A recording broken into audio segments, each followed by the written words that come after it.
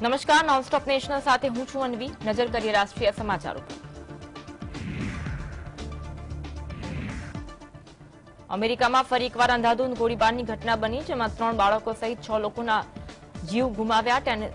ટેનેસીના નેશવિલેની ખાનગી શાળામાં સામૂહિક ગોળીબાર કરાયો. ફાયરિંગની ઘટના સમયે શાળામાં નર્સરીથી લઈને 6ઠ્ઠા ધોરણ સુધીના લગભગ 200 બાળકો હાજર હતા, જેમાં 3 બાળકો સહિત 6 લોકોના મોત થયા, જ્યારે કે અનેક લોકો ઘાયલ થયા છે, જેમને મોનેરો કેરળ જુનિયર ચિલ્ડ્રન હોસ્પિટલ ખસેડાયા. 19 વર્ષીય યુવતીએ શાળામાં હુમલો કર્યો હતો. હુમલાખોર પાસે 2 એસોલ્ટ રાઇફલ અને 1 હેન્ડગન હતી. પોલીસ વિભાગ તરફથી કરાયેલા એક ટ્વીટમાં કહેવાયું કે શંકાસ્પદ હુમલાખોર મરી ગઈ છે, જોકે પોલીસે તેવી કોઈ સ્પષ્ટતા નથી કરી કે હુમલાખોર યુવતી પોલીસને ગોળીથી મળી છે કે આત્મહત્યા કરી છે.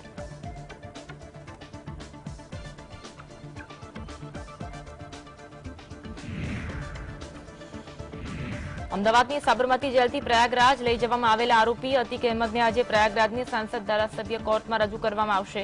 તે 17 વર્ષ જૂના ઉમેશપાલ અપહરણ કેસમાં મુખ્ય આરોપી છે. ઉમેશપાલે તે સમયે આરોપ લગાવ્યો હતો કે 28 ફેબ્રુઆરી 2006ના રોજ અતિક અહેમદે તેનું અપહરણ કર્યું હતું. રાજુપાલ હત્યા કેસમાં તે એકમાત્ર સાક્ષી હોવાથી તેના પર હુમલો કરવામાં આવ્યો હતો અને જાનથી મારી નાખવાની ધમકી આપવામાં આવી હતી.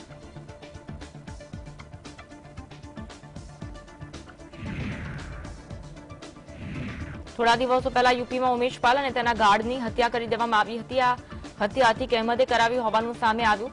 ઉમેશપાલની હત્યા કરનાર શખ્સો હજુ સુધી પોલીસ પકડમાં આવ્યા નથી, પરંતુ આ બધા વચ્ચે ઉમેશપાલની માતા શાંતિ દેવીએ મહત્વનું નિવેદન આપ્યું. તેમણે જણાવ્યું કે કોર્ટ દ્વારા જે પણ નિર્ણય લેવામાં આવશે તે અમને મંજૂર હશે, પરંતુ હું એટલું જ કહેવા માંગુ છું કે અતિક અહેમદે જેલમાં બેસીને મારા છોકરાની હત્યા કરાવી. હવે મારે યુપી સરકાર પાસે એટલી જ આશા છે કે અતિક અહેમદ મરી જશે તો મને સંતોષ થશે.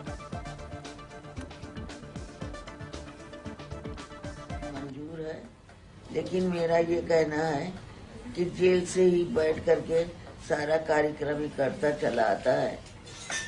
यहाँ रहता है तो भी करता है, जेल में रहता है तो भी करता है. इसलिए जो अदालत का फैसला होगा, जो सुनाए वो तो हम सुनेंगे, हमें मंजूर है. लेकिन मेरा एक सवाल है मुख्यमंत्री जी से, शासन से, पुलिस प्रशासन से कि अगर इसकी मौत हो जाएगी तब मुझे तसल्ली मिलेगा. इसलिए जैसे मेरे बेटे का मर्डर किया है वैसे इसका भी होना चाहिए. આજનો દિવસ ભારતીય સેના માટે ખૂબ જ ખાસ અને ઐતિહાસિક બનવાનો છે. આજે અગ્નિવીરોની પ્રથમ બેચ ભારતીય નૌકાદળમાં જોડાશે. આજે આઈએનએસ ચિલ્કા ખાતે તેમની પાસિંગ આઉટ પરેડ પણ યોજાશે. રિપોર્ટ અનુસાર આ passing out parade INS Chilika ખાતે તાલીમ લઈ રહેલી 273 મહિલા ફાયર ફાઇટર સહિત 2600 ફાયર ફાઇટર્સની તાલીમ સફળતાપૂર્વક પૂર્ણ કરવાના અવસરે યોજાઈ રહી છે. જો આજે યોજાનારી પાસિંગ આઉટ પરેડની વાત કરીએ તો ઘણી રીતે ખાસ હશે, કેમ કે એક તરફ જ્યાં પ્રથમ વખત અગ્નિવીરોની ટુકડી તૈનાત કરવામાં આવશે, તો બીજી તરફ સૂર્યાસ્ત બાદ તેનું આયોજન કરવામાં આવશે. પરંપરાગત રીતે પાસિંગ આઉટ પરેડ સવારે યોજવામાં આવે છે, પરંતુ ભારતીય સશસ્ત્ર દળોના ઇતિહાસમાં પ્રથમ વખત તે સૂર્યાસ્ત પછી યોજાશે.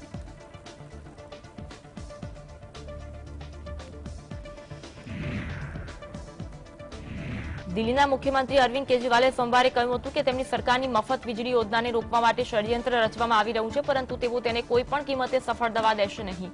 વિધાનસભાને સંબોધિત કર્યા પછી પત્રકારો સાથે વાત કરતા તેમણે દાવો કર્યો કે દિલ્હીના લોકોને 24 કલાક મફત વીજળી ભાજપને અસ્વસ્થ બનાવે છે. તેમણે કહ્યું કે એક ષડયંત્ર રચવામાં આવી રહ્યું છે. તેઓ કોઈ પણ ભોગે વીજળી સબસિડી બંધ કરવા માંગે છે, પરંતુ જ્યાં સુધી હું જીવિત છું ત્યાં સુધી આવું થવા દઈશ નહીં. કેજરીવાલે એમ પણ કહ્યું કે પાવર ડિસ્કોમને આપવામાં આવતી સબસિડીનું ઓડિટ કરવામાં આવશે. તેમણે વધુમાં કહ્યું કે જ્યારે અમે 2013માં દિલ્હીમાં સરકાર બનાવી ત્યારે અમે ડિસ્કોમના ઓડિટનો આદેશ આપ્યો હતો.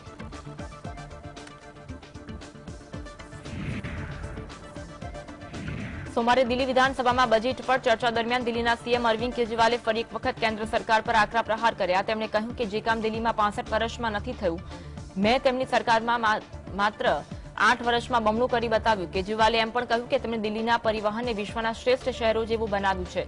આ દરમિયાન જ્યારે બીજેપી ધારાસભ્યોએ મેટ્રોના વિકાસના કેન્દ્રના યોગદાનનો ઉલ્લેખ કર્યો હતો, ત્યારે કેજરીવાલે હસીને કહ્યું કે પ્રભુ બધી તમારી કૃપા છે. પીએમ મોદી પર નિશાન સાધતા તેમણે કહ્યું કે સૃષ્ટિની રચના 2014 પછી થઈ છે. तरह से कहने का लहजा था. मुझे ये लगता है कि नेतृत्व का पढ़ा लिखा होना बहुत जरूरी है. प्रधानमंत्री जी से जब एक इंटरव्यू में पूछा गया और फिर उन्होंने अपने 2 मैंने भाषण भी देखे, कई बार वो कह चुके हैं कि मैं केवल स्कूल तक गया हूँ, मैं केवल हाई स्कूल तक गया हूँ, मैंने कॉलेज की पढ़ाई नहीं की, मैं कभी कॉलेज नहीं गया। आज एडमिनिस्ट्रेशन इतना ज़्यादा कॉम्प्लिकेटेड हो चुका है कि अगर आप कम पढ़े लिखे हैं या पढ़े लिखे नहीं हैं तो आपके लिए सरकार चलाना बहुत मुश्किल हो जाता है। કોંગ્રેસ નેતા રાહુલ ગાંધીને સરકારી બંગલો છોડવાની નોટિસ આપવામાં આવી છે। સંસદના સભ્યપદ બાદ લોકસભાની ગૃહ સમિતિએ આ નોટિસ જારી કરી। રાહુલ ગાંધી 12 તુગલક લેનમાં સરકારી બંગલામાં રહે છે। રાહુલ ગાંધીએ 22 એપ્રિલ સુધીમાં તેમનું સત્તાવાર નિવાસસ્થાન ખાલી કરવું પડશે। નોટિસ જાહેર થયાના 1 મહિનાની અંદર રાહુલ ગાંધીએ તેમનું સત્તાવાર નિવાસસ્થાન ખાલી કરવું પડશે। સુરતની એક અદાલતે કોંગ્રેસ નેતા રાહુલ ગાંધીને મોદી અટક સંબંધિત તેમની ટિપ્પણી બદલ તેમની સામે 2019માં નોંધાયેલા ફોજદારી માનહાનિના કેસમાં દોષી ઠેરવ્યા અને તેમને 2 વર્ષની જેલની સજા ફટકારી। આ પછી શુક્રવારે રાહુલ ગાંધીને લોકસભાના સભ્યપદેથી અયોગ્ય ઠેરવવામાં આવ્યા। લોકસભા સચિવાલય દ્વારા જારી કરવામાં આવેલા નોટિફિકેશનમાં કહેવામાં આવ્યું કે તેમનો અયોગ્યતાનો આદેશ 23 માર્ચથી लागू થશે।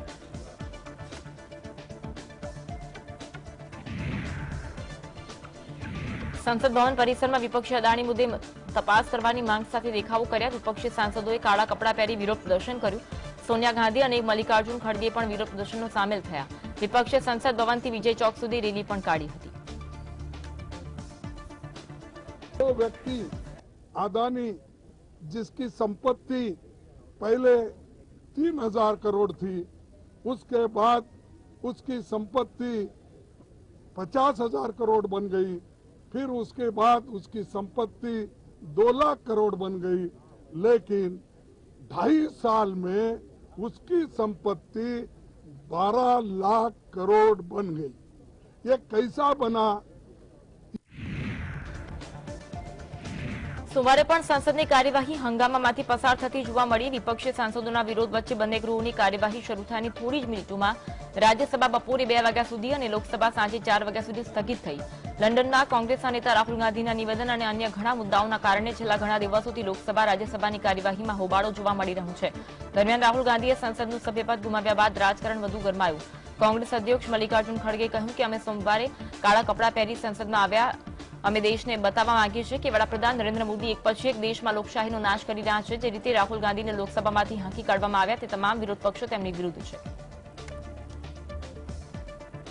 राहुल गांधी जी कन्याकुमारी से लेकर कश्मीर तक जो उन्होंने पादयात्रा की और हमारे सभी लोग, लाखों लोग जुड़े उनके साथ, और जुड़ने के बाद उनको एक लगा कि ये बहुत बड़ा मुद्दा बनने वाला है और ये हमको बहुत बड़ा चैलेंजर है। ये समझ के उन्होंने राहुल गांधी को डिस्करेज करने के लिए, डराने के लिए वो काम किए हैं। કેન્દ્રીય મંત્રી હરદીપ સિંહ પુરીએ સોમવારે રાહુલ ગાંધીને લોકસભામાંથી અયોગ્ય ઠેરવવા પર વિપક્ષના વિરોધની ઝાટકણી કાઢી। હરદીપ પુરીએ કોંગ્રેસને યોગ્યતા સ્વીકારી રાજકીય પ્રવચન અને કાયદાકીય વ્યવસ્થાના આધારે થોડું ગંભીર આત્મનિરીક્ષણ કરવાની સલાહ આપી। તેમણે કોંગ્રેસ નેતા રાહુલ ગાંધીને વીર સાવરકર મામલે આપેલા નિવેદન મામલે ટિપ્પણી કરતા કહ્યું કે તમે સાવરકરજી જેવા લોકોનું યોગદાન જાણો છો, તમે ઘોડાની રેસમાં ગધેડા લાવો તો યોગ્ય નથી। તેમણે વધુમાં કહ્યું કે રાહુલ ગાંધી કહે છે કે તેઓ માફી માંગશે નહીં કારણ કે તેઓ સાવરકર નથી, પરંતુ શું તમે જાણો છો કે અંગ્રેજો સામેની લડાઈમાં વીર સાવરકરનું શું યોગદાન હતું? Say, I'm not walking out. You guys take this kind of statement. Kahan Bhagwan Ram and kahan these guys. The other day you said I am not apologize because I am not Savarkar. Do you know the contribution of people like Savarkar ji? And you're getting, as I said, getting an ass to run a horse's race. That's my comment. સોમવારે સંસદમાં કોંગ્રેસ તેમજ વિપક્ષી પાર્ટીઓ દ્વારા કાળા કપડા પહેરી વિરોધ કરવામાં આવ્યો। વિપક્ષી પાર્ટીઓના વિરોધ મામલે ટિપ્પણી કરતા કેન્દ્રીય પ્રધાન પિયુષ ગોયલે કહ્યું કે દુર્ભાગ્યપૂર્ણ છે કે કોંગ્રેસના સભ્યો વારંવાર ગૃહની કાર્યવાહી ચાલુ રાખવા દેતા નથી। સોમવારે તેઓ કાળા કપડા પહેરી ગૃહમાં આવ્યા તો ક્યાં સુધી આવી શુદ્ર રાજનીતિ કરવામાં આવશે? મારે પૂછવું છે કે શું તેઓ લોકશાહીના મંદિરનું અપમાન કરવા માંગે છે, દેશની કાયદો અને વ્યવસ્થાનું અપમાન કરવા માંગે છે કે પછી તેઓ રાહુલ ગાંધી દ્વારા ઓબીસી માટેના અપમાનને વ્યાજબી ઠેરવવા માંગે છે? माननीय सांसदों को कि ये जो काले कपड़े कहां पहने जाते हैं, किस जगह पर ये काले कपड़े ज्यादा देखने को मिलते हैं, और मुझे लगता है उनके पास इतने हताशी हो गई है, आज इतना वो डिमोरलाइज है कि वो शायद सिर्फ काला जादू पे फिर एक बार अपने आप को टिकाना चाहते हैं। वो शायद बाकी सब पर्याय उनके फेल हो चुके हैं। ऐसी परिस्थिति में उनके पास सिर्फ काला जादू ही एक रह गया है। રાહુલ ગાંધીએ આપેલા વીર સાવરકરજીના નિવેદન મામલે ભાજપના અનેક નેતાઓ ટિપ્પણી કરી રહ્યા છે, ત્યારે મહારાષ્ટ્રના સીએમ એકનાથ શિંદે પણ પ્રેસ કોન્ફરન્સ કરી નિવેદન આપ્યું. કહ્યું કે રાહુલ ગાંધી વારંવાર સ્વતંત્ર વીર સાવરકરજીનું અપમાન કરી રહ્યા છે. તેની જેટલી પણ નિંદા કરીએ તેટલી ઓછી છે. દેશની આઝાદી માટે સ્વતંત્ર વીર સાવરકરનું યોગદાન સૌ કોઈ જાણે છે. રાહુલ ગાંધી વારંવાર તેમનું અપમાન કરી રહ્યા છે. स्वतंत्र वीर सावरकर जी का जो अपमान निंदा बार बार राहुल गांधी कर रहे हैं, इसकी निंदा जितनी करे उतनी कम है.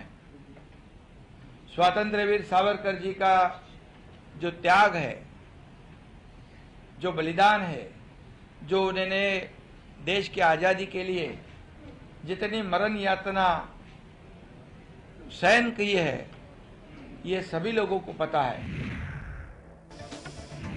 સાવરકર પર રાહુલ ગાંધીના નિવેદન બાદ મહારાષ્ટ્રનું રાજકારણ ગરમાયું. હવે સંજય રાઉતે રાહુલ ગાંધીના નિવેદન પર પ્રતિક્રિયા આપી કહ્યું કે તેઓ સાવરકર નથી. હું દિલ્હી જઈને સાવરકરના મામલે રાહુલ ગાંધી સાથે વાત કરીશ. તેઓ ચોક્કસ રાહુલ ગાંધી છે, પરંતુ સાવરકરને તેમાં ખેંચવાની કોઈ જરૂર નથી. અગાઉ સંજય રાઉતે કહ્યું હતું કે જે રીતે સાવરકરે દેશ માટે કાળા પાણીની સજા સ્વીકારી અને 14 વર્ષ જેલમાં રહ્યા, આ સરળ બાબત નથી. અમને ખબર છે, કારણ કે અમે પણ જેલની સજા ભોગવીને અહીં આવ્યા છીએ. હવે વ્યક્તિ હયાત નથી. જો તમે તમારી વાત રાખવા માટે આવા વ્યક્તિ પર કાદવ ઉછાળો તો રાજ્યની જનતા તમને જડબાતોડ જવાબ આપી શકે છે. ઉદ્ધવ ઠાકરે રવિવારે રાહુલ ગાંધીને ચેતવણી આપી હતી કે સાવરકરને નીચે ઉતારવાથી વિપક્ષી ગઠબંધનમાં ભંગાણ સર્જાશે. मान में काला पानी में रहना 14 साल तक ये आसान नहीं है, और अब वो व्यक्ति जिंदा नहीं है अपनी बात रखने के लिए. सावरकर जी अगर जिंदा होते तो अपनी बात रख पाते. तो ऐसे व्यक्ति के ऊपर, ऐसे महान क्रांतिकारी के ऊपर आप इस प्रकार से कीचड़ उछालेंगे तो महाराष्ट्र की जनता बहुत ही आपको करारा जवाब दे सकती है. सब कुछ ठीक है, हम आपके साथ हैं, हम आपके साथ रहेंगे, हर लड़ाई में रहेंगे, लेकिन वीर सावरकर हमारे लिए हमेशा इस लड़ाई के लिए भी प्रेरणा के स्थान है. કોંગ્રેસ નેતા રાહુલ ગાંધી પર ફરીવાર ભાજપે પ્રહાર કર્યા. ભાજપના નેતા ગજેન્દ્રસિંહ શેખાવતે પ્રેસ કોન્ફરન્સ સંબોધતા જણાવ્યું કે રાહુલ ગાંધીને કાયદા મુજબ અયોગ્ય ઠેરવવામાં આવ્યા છે. કોંગ્રેસ પોતાને વ્યવસ્થાથી ઉપર સમજે છે. રાહુલ ગાંધીએ સુપ્રીમ કોર્ટમાં માફી માંગી હોવા છતાં તેઓ વારંવાર ભૂલ કરે છે. કોંગ્રેસ આમ કરીને નવા વિવાદને જન્મ આપે છે. રાહુલ ગાંધીએ દેશના ઓબીસી સમાજના લોકોનું પણ અપમાન કર્યું છે. मित्रों, हम सब ने देखा था कि राहुल गांधी जी किस तरह से एक हैबिचुअल ऑफेंडर की तरह काम कर रहे हैं. 2018 में जब सुप्रीम कोर्ट से फटकार लगी, देश की किसी भी संस्था द्वारा दी गई टिप्पणी को, उसके द्वारा दिए गए अध्ययन रिपोर्ट को अस्वीकार करने के बाद में भी जब वो अनर्गल आरोप लगाते रहे, सुप्रीम कोर्ट की करारी टिप्पणी के बाद उन्होंने माफी मांग करके और अपने आप को बचाया था. કર્ણાટકમાં હાલ વિધાનસભાની ચૂંટણીનો માહોલ જામી રહ્યો છે. પીએમ મોદી અને ગૃહમંત્રી અમિત શાહ સહિત ભાજપના કદ્દાવર નેતાઓ એક પછી એક રેલીઓ સંબોધી રહ્યા છે. ત્યારે આ વખતે પૂર્વ મુખ્યમંત્રી યેદુરપ્પાને ચહેરો બનાવી આ ચૂંટણી લડવામાં આવી રહી હોવાનું મનાય છે. દરમિયાન કર્ણાટકથી એક ચોંકાવનારા અહેવાલ મળ્યા. યેદુરપ્પાના ઘરે પથ્થરમારો થયો. મળતી માહિતી અનુસાર આ પથ્થરમારો વણઝારા સમુદાય દ્વારા કરાયો હતો. આ મામલે પોલીસે કડક કાર્યવાહી કરતા લાઠીચાર્જ કર્યો. દેખાવકારોને વેદવિખેર કરવાનો પ્રયાસ કર્યો. આ દેખાવો અનામત મુદ્દે કરવામાં આવ્યો હોવાનું સામે આવ્યું. શિવમોગામાં આવેલા નિવાસે હુમલો કરાયો. એસસી એસટી સમુદાયને આપવામાં આવેલી અનામતના ઇન્ટરનલ રિઝર્વેશન અંગે વણઝારા સમુદાયે વાંધો નોંધાવ્યો છે.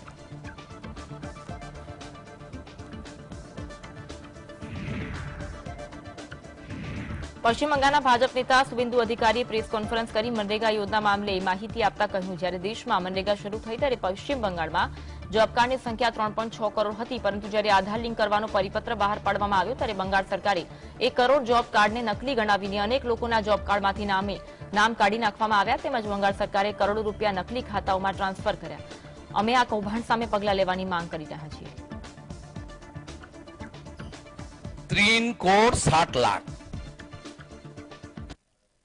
जब आधार का साथ लिंक करने के लिए धांधली, करप्शन, भ्रष्टाचार बंद करने के लिए मोदी जी का सरकार अपने गवर्नमेंट की ओर से सर्कुलर जारी किया जो 31 दिसंबर 2020 के अंदर सबको जॉब कार्ड के साथ आधार को लिंक कर देना चाहिए। तब जनवरी में बंगाल की सरकार 1 करोड़ जॉब कार्ड को डिलीट कर दिया। સોમવારે દિલ્હી વિધાનસભામાં બજેટ પર ચર્ચા દરમિયાન દિલ્હીના સીએમ અરવિંદ કેજરીવાલે ફરી એક વખત કેન્દ્ર સરકાર પર પ્રહાર કર્યા। તેમણે કહ્યું કે જે કામ દિલ્હીમાં 65 વર્ષમાં નથી થયું તે તેમની સરકારે માત્ર 8 વર્ષમાં બમણું કરી બતાવ્યું। કેજરીવાલે એમ પણ કહ્યું કે તેમણે દિલ્હીના પરિવહનને વિશ્વના શ્રેષ્ઠ શહેરો જેવું બનાવ્યું છે। આ દરમિયાન જ્યારે બીજેપી ધારાસભ્યએ મેટ્રોના વિકાસના કેન્દ્રના યોગદાનનો ઉલ્લેખ કર્યો ત્યારે કેજરીવાલે હસીને કહ્યું કે પ્રભુ બધી તમારી કૃપા છે। પીએમ મોદી પર નિશાન સાધતા તેમણે કહ્યું કે સૃષ્ટિની રચના 2014 પછી થઈ છે। तरह से कहने का लहजा था। मुझे ये लगता है कि नेतृत्व का पढ़ा लिखा होना बहुत जरूरी है। प्रधानमंत्री जी से जब एक इंटरव्यू में पूछा गया और फिर उन्होंने अपने 2 मैंने भाषण भी देखे, कई बार वो कह चुके हैं कि मैं केवल स्कूल तक गया हूं, मैं केवल हाई स्कूल तक गया हूं, मैंने कॉलेज की पढ़ाई नहीं की, मैं कभी कॉलेज नहीं गया। आज एडमिनिस्ट्रेशन इतना ज्यादा कॉम्प्लिकेटेड हो चुका है कि अगर आप कम पढ़े लिखे हैं या पढ़े लिखे नहीं हैं तो आपके लिए सरकार चलाना बहुत मुश्किल हो जाता है। એઆઈએમઆઈએમના વડા અસદુદ્દીન ઓવૈસીએ ફરી એકવાર મોદી સરકાર પર તીખા પ્રહાર કરતા કહ્યું કે ભારતનું બંધારણ કહે છે કે તમે કોઈ ચોક્કસ ધર્મના પ્રચાર માટે ટેક્સના નાણાંનો ઉપયોગ કરી શકતા નથી। મોદી સરકારે છેલ્લા 5 વર્ષથી મદ્રેસાના શિક્ષકોને પૈસા આપ્યા નથી। આ ભાજપનું બેવડું ધોરણ છે। રામનવમીની ઉજવણી માટે દરેક જિલ્લાને 1 લાખ રૂપિયા આપવાના ઉત્તર પ્રદેશ સરકારના નિર્ણય પર એઆઈએમઆઈએમના વડા અસદુદ્દીન ઓવૈસી બરાબરના વિફર્યા હતા।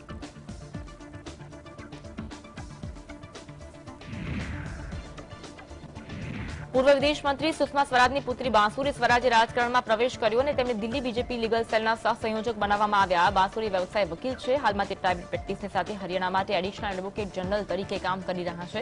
આ જવાબદારી મળવા પર તેમણે કહ્યું કે મને પાર્ટીની સેવા કરવાની તક મળી। મને આ જવાબદારી આપવા બદલ હું પાર્ટી હાઈકમાન્ડનો આભાર માનું છું અને લોકો વચ્ચે સક્રિય રીતે કામ કરવાની તક આપી છે। ચૂંટણી લડવાના સવાલ પર તેમણે કહ્યું કે હવે આ પદ પર કામ કરવા માંગુ છું અને હું આગામી ચૂંટણી વિશે વિચારવા માંગતી નથી। બાંસુરી 2007માં બાર કાઉન્સિલ ઓફ દિલ્હીમાં જોડાયા હતા। તેમણે લીગલ વ્યવસાયમાં 16 વર્ષનો અનુભવ છે। યુનિવર્સિટી ઓફ વોરવિકમાંથી અંગ્રેજી લિટરેચરમાં સ્નાતક થયા અને પછી લો સ્કૂલ લંડનમાંથી કાયદાનો અભ્યાસ કર્યો। जी आशा करती हूं, लेकिन फिलहाल किसी को घायल करने के लिए नहीं आई हूं। हाँ, लोकतंत्र का जो हमारे न्याय के जो मंदिर हैं वहां पर पार्टी के लिए गरजने का मौका मिले, ये बहुत सौभाग्य की बात होगी। હાલના સમયમાં બેંકોની એનપીએ સતત વધતી જઈ રહી છે। બેંકો દ્વારા કાર્યવાહી કરવામાં આવતા મોટાભાગના લોકોને તાત્કાલિક ફ્રોડ જાહેર કરી દેવામાં આવે છે, જેના કારણે લોકોને ભોગવવાનો વારો આવે છે અને તેમને ફરીવાર કોઈ લોન આપતું નથી। આ દરમિયાન સુપ્રીમ કોર્ટે એક મહત્વના ચુકાદામાં કહ્યું કે કોઈપણ લોન ધારકના અકાઉન્ટને ફ્રોડ જાહેર કરતા પહેલા તેને એકવાર સુનાવણી કે તેની વાત રજૂ કરવાની તક આપવામાં આવે। સુપ્રીમ કોર્ટનો આ ચુકાદો બેંકો માટે મોટો આંચકો માનવામાં આવી રહ્યો છે, કેમ કે તે આરબીઆઈ દ્વારા જારી કરવામાં આવેલા માસ્ટર સર્ક્યુલરનું પાલન કરી આ કાર્યવાહી કરતી હતી। ભારતના મુખ્ય ન્યાયાધીશ ડીવાય ચંદ્રચૂડ અને જસ્ટિસ હિમા કોહલીની બેન્ચે ડિસેમ્બર 2020માં તેલંગાણા હાઈકોર્ટ દ્વારા આપવામાં આવેલા ચુકાદાને યથાવત રાખ્યો। બેન્ચે ગુજરાત હાઈકોર્ટના ચુકાદાને પણ રદ કરી દીધો હતો, જેનાથી વિપરીત હતો।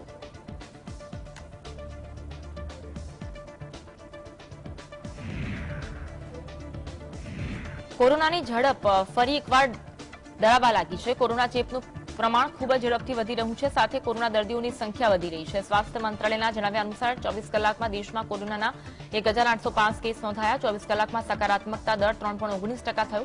આ દરમિયાન 6 દર્દીઓના મોત થયા। ઉત્તર પ્રદેશની વાત કરીએ તો ઉત્તર પ્રદેશના લખીમપુર ખીરીમાં 38 કેસ નોંધાયા, જેમાંથી 37 કેસ એક જ શાળામાંથી મળી આવ્યા। મિતોલીની કસ્તુરબા સ્કૂલમાં 37 વિદ્યાર્થીનીઓ અને સ્ટાફના સભ્યો સંક્રમિત જોવા મળ્યા। આ સાથે જિલ્લામાં સક્રિય દર્દીઓની સંખ્યા વધી 41 થઈ ગઈ।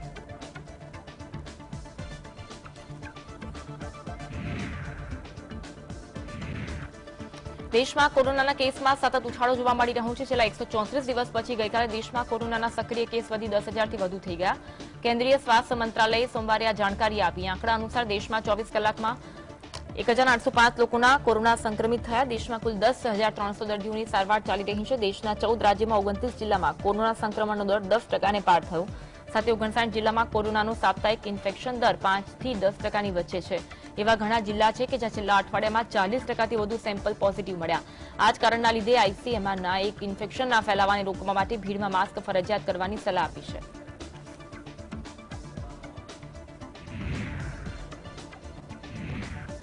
પ્રતિબંધિત સંગઠન શીખ ફોર જસ્ટિસના વડા ગુરુપવંત પન્નુએ ઉત્તરાખંડના રામનગરમાં યોજાનારી G20 કોન્ફરન્સમાં ખાલિસ્તાનનો ધ્વજ લગાવવાની ધમકી આપી. વિદેશમાં બેઠેલા પન્નુઆને પોતાના અવાજમાં ધમકીભર્યા સંદેશ અનેક નંબર પર મોકલ્યા.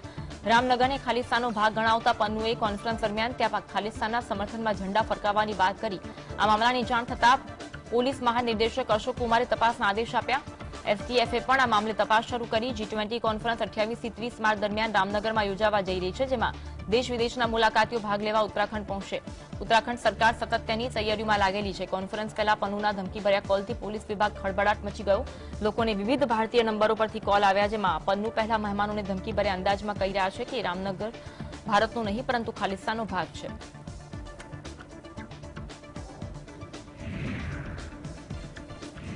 આસામના ડિબ્રુગઢમાં આ વખતે G20 મીટિંગનું આયોજન કરવામાં આવ્યું છે અને તૈયારીને આખરી ઓપ આપી દેવામાં આવ્યો. G20 મીટિંગમાં 29 દેશમાંથી 100થી વધુ વિદેશી પ્રતિનિધિઓ આસામના ડિબ્રુગઢમાં પહોંચી રહ્યા છે.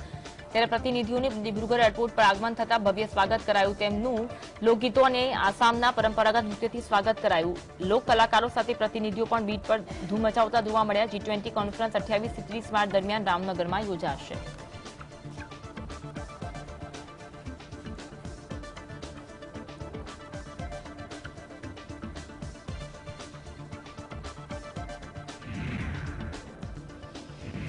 રામ સેતુને રાષ્ટ્રીય સ્મારક તરીકે જાહેર કરવાની વિનંતી કરતી અરજી સુપ્રીમ કોર્ટમાં દાખલ કરવામાં આવી. એડવોકેટ અશોક પાંડે દ્વારા દાખલ કરવામાં આવેલી પીઆઈએલમાં શ્રદ્ધાળુઓની સુવિધા માટે ત્યાં દિવાલ બાંધવા માટેના નિર્દેશની પણ માંગ કરાઈ. સર્વોચ્ચ અદાલતે 20 માર્ચે કહ્યું કે અરજીની સાથે ભાજપના નેતા સુબ્રમણ્યમ સ્વામી દ્વારા અગાઉ દાખલ કરાયેલી અરજીની યાદી આપશે, જેમાં રામ સેતુને રાષ્ટ્રીય ધરોહર સ્મારક તરીકે જાહેર કરવા માટે કેન્દ્રને નિર્દેશ આપવાની માંગ કરાઈ.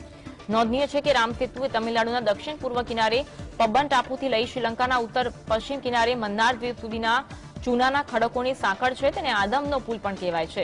બીજેપી નેતાએ કહ્યું કે તેઓ મુકદ્દમાના પ્રથમ રાઉન્ડ જીતી ગયા છે, જે અંતર્ગત કેન્દ્ર સરકારે રામ સેતુના અસ્તિત્વને સ્વીકાર્યું હતું.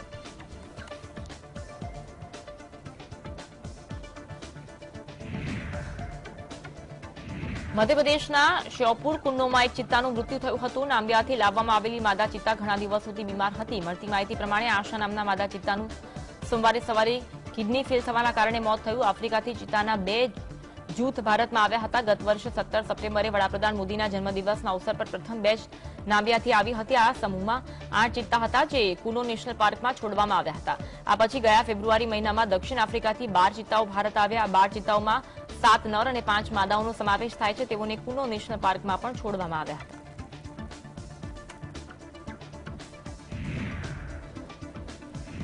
ભારતમાં યોજાનારી શાંઘાઈ કોઓપરેશન ઓર્ગેનાઇઝેશનની કોન્ફરન્સને કારણે પાકિસ્તાનના શાસકોની મુશ્કેલી વધી છે.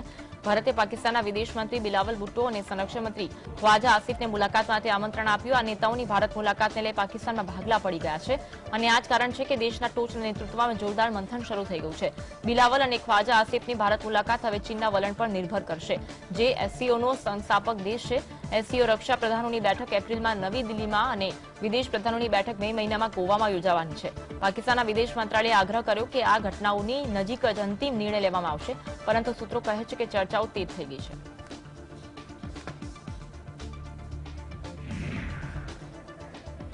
ઉત્તર કોરિયાએ ફરી એકવાર બેલેસ્ટિક મિસાઇલનું પરીક્ષણ કર્યું. દક્ષિણ કોરિયાની સેનાનું કહેવું છે કે કિમ જોંગ ઉનના દેશે તેના પૂર્વ કિનારેથી સમુદ્ર તરફ બેલેસ્ટિક મિસાઇલ ઝીંકી છે.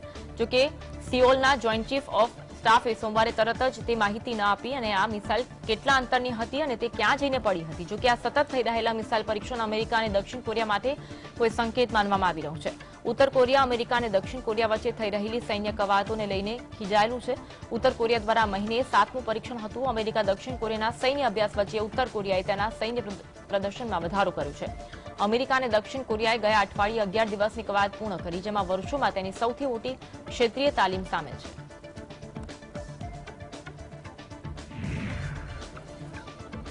ઇન્ટરનેશનલ મોનિટરિંગ ફંડે ચાલુ અઠવાડિયાની શરૂઆતમાં યુદ્ધગ્રસ્ત યુક્રેનને $15.6 અબજ લોનની મંજૂરી આપી. એવું પહેલીવાર થયું જ્યારે વૈશ્વિક લોન દાતા યુદ્ધગ્રસ્ત કોઈ દેશને સહાય કરી હોય.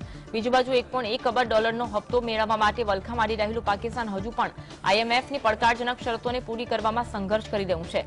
આઈએમએફે 21 માર્ચના આ વાતના સંકેત આપ્યા.